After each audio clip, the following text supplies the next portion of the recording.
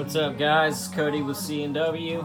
I just want to show you what's on the bench right now. We have a 07 to 13 Tundra painted 202 gloss black with the Morimoto Mini D2s 4.0 projectors, turbine shrouds, and the 110mm profile pivot switchback halos. And then we have replaced that ugly orange reflector with the Klearz manufacturing smoke reflector.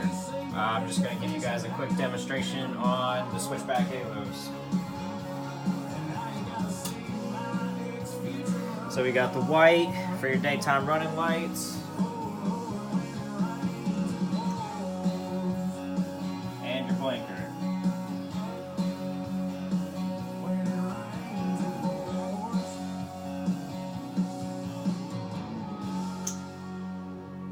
Switch it back to white, cut it off. All right, that's it for tonight. Appreciate you guys watching.